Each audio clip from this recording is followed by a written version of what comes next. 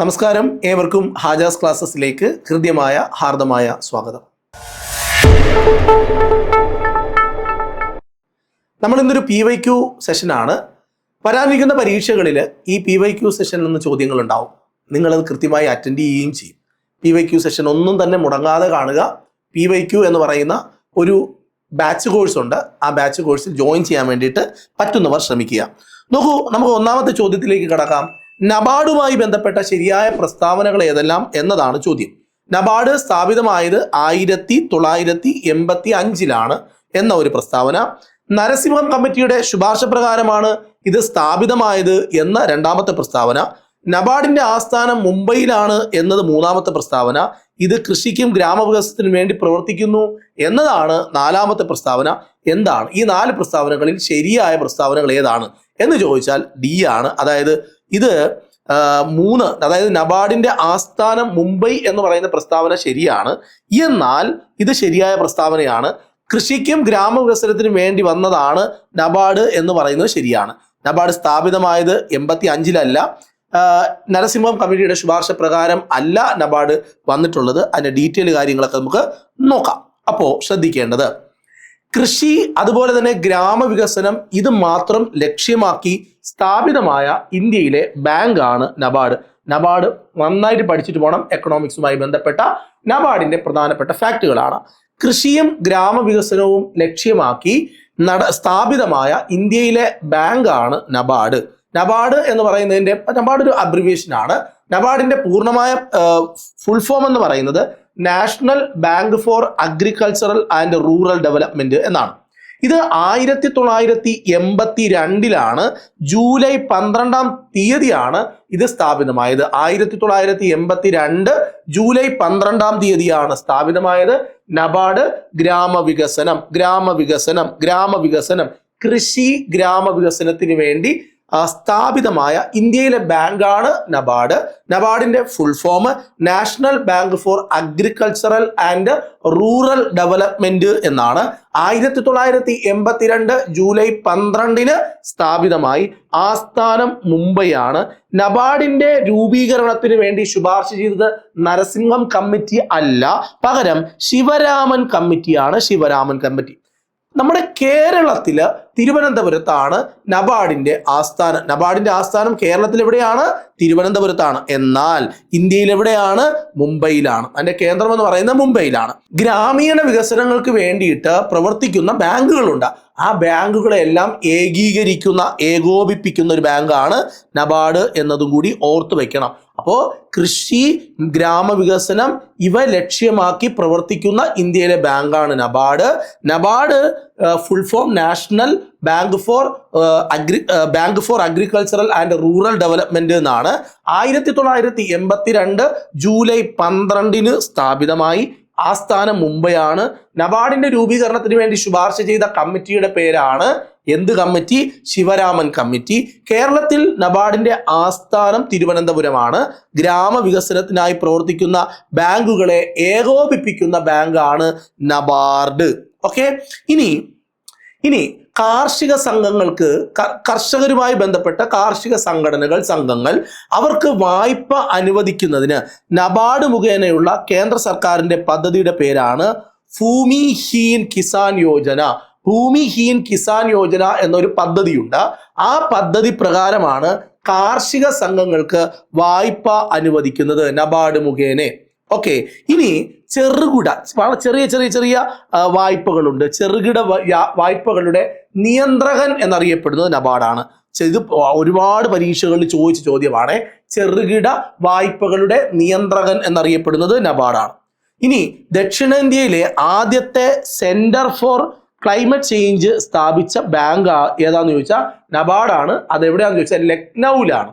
Okay, അപ്പോൾ ദക്ഷിണേന്ത്യയിലെ ആദ്യത്തെ സെന്റർ ഫോർ ക്ലൈമറ്റ് ചേഞ്ച് സ്ഥാപിച്ച ബാങ്കാണ് നബാർഡ്. അപ്പൊ ഇത്രയും കാര്യങ്ങൾ ഓർത്തു വെക്കണം.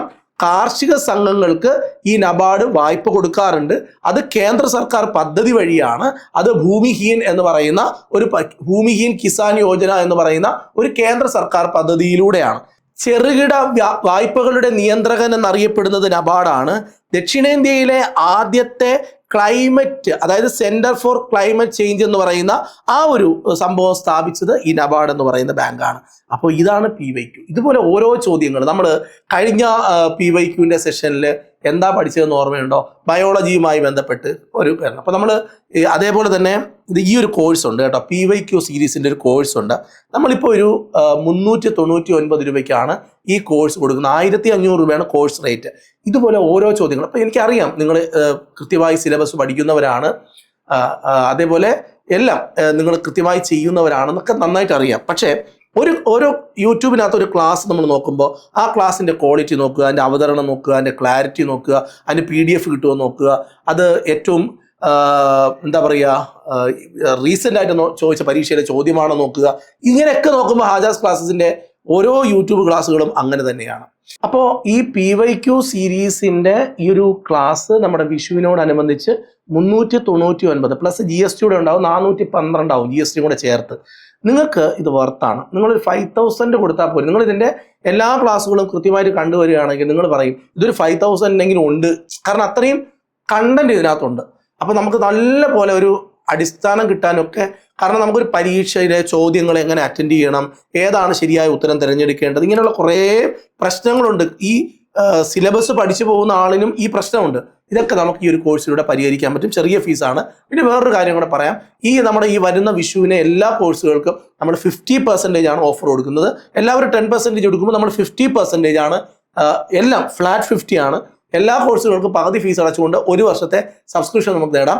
എല്ലാം നമുക്ക് എന്തെല്ലാം കോഴ്സുകളുണ്ട്, LPUP ഉണ്ട്, LDC ഉണ്ട്, കമ്പനി ബോർഡ് LGS ഉണ്ട്, ഡിഗ്രി ലെവൽ പ്രിലിംസിന്റെ പരീക്ഷകൾക്ക് വേണ്ടിയുള്ള കോച്ചിങ് ഉണ്ട്, അങ്ങനെ മുഴുവൻ പരീക്ഷകൾക്ക് വേണ്ടിയിട്ട് ജനറൽ ബാച്ച് ഉണ്ട്, ഫൗണ്ടേഷൻ ബാച്ച് ഉണ്ട്. ഇതിൻ്റെ എല്ലാത്തിനും 50% വിഷുവിന് ഓഫറുണ്ട്. അപ്പം നിങ്ങൾ എല്ലാവരും ജോയിൻ ചെയ്യുക. പക്ഷേ ഒരു പ്രശ്നമുണ്ട്, നമുക്ക് ഈ ഒരു ചെറിയ ഫീസ് വെച്ചുകൊണ്ട് നമുക്ക് ഒരിക്കലും മുന്നോട്ട് പോകാൻ കഴിയില്ല. അത് മാത്രമല്ല, ക്ലാസ്സിൽ നമുക്ക് ഓരോ ക്ലാസ്സിൽ സാറന്മാർ ഓരോ സബ്ജക്റ്റ്, ജോഗ്രഫി തന്നെ Kerala geography, Indian geography, world geography, മൂന്ന് ടീച്ചേഴ്സാണ് ക്ലാസ് എടുക്കുന്നത്. ഓരോ അവർലി അവർക്ക് നമുക്ക് 1000 വെച്ചിട്ടാണ് നമ്മൾ പേയ്മെൻറ്റ് കൊടുക്കുന്നത്. ചില അധ്യാപകർക്ക് 800, ചില ആൾക്കാർക്ക് 1000 ഒക്കെയാണ് പേയ്മെൻറ്റ് കൊടുക്കുന്നത്. അപ്പോൾ അങ്ങനെ ഒരു ക്ലാസ് വരുമ്പോഴത്തേക്ക് നമുക്ക് 300ഉം 400ഉം വെച്ചൊരു ക്ലാസ് ഒന്നും പോകാൻ പറ്റത്തില്ല. അതുകൊണ്ട് തന്നെ നമുക്ക് ഇതിൻ്റെ പ്രൈസ് പഴയതുപോലെ ഫീസാക്കിയേ പറ്റുള്ളൂ. അപ്പോൾ അതുകൊണ്ട്, കാരണം ഇതിനകത്ത് കുട്ടിക്കളിയല്ല എന്നുള്ളത്, കാരണം എല്ലാ സീനിയർ അധ്യാപകരാണ് ക്ലാസ് എടുത്തിരിക്കുന്നത്. അപ്പം നമ്മുടെ കോഴ്സുകളെല്ലാം ഇപ്പം ഈ ഒരു ഇടക്കാലമായിട്ട് ചില മൾട്ടിനാഷണൽ കമ്പനികളൊക്കെ ചെറിയ ഫീസിൽ ക്ലാസ് കൊടുക്കാൻ തുടങ്ങിയപ്പോൾ നമുക്കും അങ്ങനെ കൊടുക്കേണ്ടി വന്നു. അതാണ്. അപ്പോൾ നമ്മുടെ വിഷു കഴിഞ്ഞതിന് ശേഷം കോഴ്സിൻ്റെ എല്ലാം ഫീസ് കൂടുകയാണ്, നിങ്ങളെ അറിയിക്കുകയാണ്. അല്ലാതെ നിവൃത്തിയില്ലാത്തത് കൊണ്ടാണ്. ഓക്കെ, അപ്പോൾ നമുക്ക് അടുത്ത ചോദ്യത്തിലേക്ക് വരാം. മൗലിക കടമകൾ ഇന്ത്യൻ ഭരണഘടനയിൽ നിന്നും PSC പരീക്ഷ എഴുതാൻ പോകുന്ന ഒരു കുട്ടി നിർബന്ധമായും വ്യക്തമായി ധാരണയോടെ പഠിച്ചിട്ട് പോകേണ്ടതാണ് ഫണ്ടമെന്റൽ ഡ്യൂട്ടീസ്. ഇത് ഭരണഘടനയുടെ ഏത് ഭാഗത്താണ് ഉൾക്കൊള്ളുന്നത് എന്നതാണ് ചോദ്യം. അപ്പോൾ ആ ചോദ്യത്തിൻ്റെ ഉത്തരം നമുക്കിവിടെ കാണാം, 4A. അപ്പോൾ മൗലിക കടമകൾ ഭരണഘടനയുടെ ഏത് ഭാഗത്താണ് ഉൾക്കൊള്ളുന്നതെന്ന് ചോദിച്ചാൽ 4A ഉൾക്കൊള്ളുന്നത്. ഓക്കെ, ക്ലിയർ ആണ്. ഇനി നോക്കൂ, മൗലിക കടമകൾ ഇന്ത്യൻ ഭരണഘടനയിൽ കൂട്ടിച്ചേർക്കപ്പെട്ടതാണ്. ആരുടെ ശുപാർശ പ്രകാരമാണ്? അപ്പൊ നമ്മൾ പറയണം, സ്വരൺ സിംഗ് കമ്മിറ്റിയുടെ നിർദ്ദേശപ്രകാരമാണ് മൗലിക കടമകൾ ഭരണഘടനയിൽ കൂട്ടിച്ചേർക്കപ്പെട്ടത്. 1976 42ാമത്തെ ഭരണഘടനാ ഭേദഗതിയുടെ ഭാഗമായി മൗലിക കടമകൾ അല്ലെങ്കിൽ മൗലിക ചുമതലകൾ 10 എണ്ണം വരുന്ന മൗലിക കടമകൾ ഉൾക്കൊള്ളുന്ന ഒരു പുതിയ ഭാഗം 4A എന്ന് പറയുന്ന ഒരു അധ്യായത്തിൽ കൂട്ടിച്ചേർക്കപ്പെട്ടു. മൗലിക കടമകൾ 10 എണ്ണം അല്ലെങ്കിൽ മൗലിക ചുമതലകൾ 1976 42ാമത്തെ ഭരണഘടനാ ഭേദഗതി പ്രകാരമാണ് ഇതിനെ കൂട്ടിച്ചേർക്കപ്പെട്ടത്. അപ്പോൾ 4A. അപ്പോൾ 4ാം അധ്യായത്തിൽ 4A എന്നൊരു സബ് ഡിവിഷൻ ഉണ്ടാക്കിയാണ് അവിടെയാണ് കൂട്ടിച്ചേർക്കപ്പെട്ടത്. 86ാം ഭേദഗതി 2002 11ാമത് മൗലിക കടമ ഭരണഘടനയിൽ കൂട്ടിച്ചേർക്കപ്പെട്ടു. ആദ്യം 10 എണ്ണമാണ്. 42ാം ഭരണഘടനാ ഭേദഗതി പ്രകാരം 10 മൗലിക കടമകളാണ് കൂട്ടിച്ചേർക്കപ്പെട്ടതെങ്കിൽ 86ാമത്തെ ഭേദഗതി പ്രകാരം 2002 11ാമത്തെ ഒരു മൗലിക കടമ കൂടി കൂട്ടിച്ചേർക്കപ്പെട്ടു എന്ന്. 51A എന്ന വകുപ്പിൽ ഇന്ത്യൻ പൗരന്മാർ അനുവർത്തിക്കേണ്ട 11 ചുമതലകളുടെ ഒരു പട്ടിക ഉൾപ്പെടുത്തിയിട്ടുണ്ട്. 51A എന്ന് പറയുന്ന വകുപ്പിൽ ഇന്ത്യൻ പൗരൻ അനുവർത്തിക്കേണ്ട പിൻപറ്റേണ്ട 11 ചുമതലകളുടെ ഒരു പട്ടിക കൂടി ഉൾപ്പെടുത്തിയിട്ടുണ്ട് എന്ന് ശ്രദ്ധിക്കണം. നിർദ്ദേശക തത്വങ്ങളെ പോലെ മൗലിക കടമകളും കോടതിയിലൂടെ സ്ഥാപിച്ചെടുക്കാൻ കഴിയില്ല. അപ്പോൾ നമ്മൾ നേരത്തെ പഠിച്ചിട്ടുണ്ട്, നിർദ്ദേശക തത്വങ്ങൾ ഒരിക്കലും കോടതിയിലൂടെ സ്ഥാപിച്ചെടുക്കാൻ കഴിയുന്നതല്ല. അതുപോലെ തന്നെയാണ് മൗലിക കടമകൾ, മൗലിക ചുമതലകൾ. ഇന്ത്യൻ ഭരണഘടന നിലവിൽ വന്ന സമയത്ത് മൗലിക കടമകൾ ഇന്ത്യൻ ഭരണഘടനയിൽ ഉൾപ്പെട്ടില്ല. അതുകൊണ്ടാണ് തിരികെ കയറ്റിയത് 4A. അപ്പോൾ 10 പിന്നീട് 1. നോക്കൂ, മൗലിക കടമകൾ ഇന്ത്യൻ പൗരന്മാർക്ക് മാത്രം ബാധകമാണ്. അത് വിദേശ പൗരന്മാർ അങ്ങനെ ചെയ്യണം എന്നില്ല. മൗലിക കടമ എപ്പോഴും ഇന്ത്യൻ സിറ്റിസൺസിന് മാത്രമാണ് ഇത് ബാധകം, വിദേശ പൗരന്മാർക്ക് ഇത് ബാധകം അല്ല. അപ്പോ ഇത് 2 ചോദ്യങ്ങളാണ് നമ്മൾ ഇന്നിവിടെ നോക്കിയത്. നബാർഡ് ഇമ്പോർട്ടൻ്റ് ആണോ അല്ലയോ എന്ന് ഒരു PSC പരീക്ഷ എഴുതാൻ പോയാൽ നിങ്ങൾക്ക് അറിയാം, ഞാൻ പറഞ്ഞു തരേണ്ട കാര്യമില്ല. എന്തൊക്കെയാണ് മൗലിക കടമകൾ എന്ന് നോക്കാം. നമുക്ക് പറഞ്ഞല്ലോ, ഇന്ത്യൻ പൗരന് മാത്രമാണ് ഇത് ബാധകം, വിദേശ പൗരന്മാർക്ക് ഇത് ബാധകമല്ല. അതായത് ഭരണഘടനയെ അനുസരിക്കുകയും അതിൻ്റെ ആദർശങ്ങളെയും സ്ഥാപനങ്ങളെയും ദേശീയ ഗാനത്തെയും ദേശീയ പതാകയെയും ബഹുമാനിക്കുക. ഇത് മൗലിക കടമയിലെ ഒന്നാമത്തേത്. നമ്മുടെ ദേശീയ ഗാനം, നമ്മുടെ ദേശീയ പതാക, ഇതെല്ലാം നമ്മൾ എന്ത് ചെയ്യണം? ബഹുമാനിക്കണം. അതുപോലെ തന്നെ നമ്മുടെ ഭരണഘടനയെ അനുസരിക്കണം, അതിൻ്റെ ആദർശങ്ങളെയും സ്ഥാപനങ്ങളെയും ഒക്കെ നമ്മൾ ബഹുമാനിക്കണം. ഇന്ത്യയുടെ സ്വാതന്ത്ര്യത്തിന് പ്രചോദനമേകിയ മഹത്തായ ആദർശങ്ങളെ പരിപോഷിപ്പിക്കുകയും പിന്തുടരുകയും ചെയ്യണം. ഇന്ത്യൻ സ്വാതന്ത്ര്യ സമരം ലോക ചരിത്രത്തിലെ തന്നെ ഏറ്റവും പ്രധാനപ്പെട്ട ഒരു സംഭവമാണ്.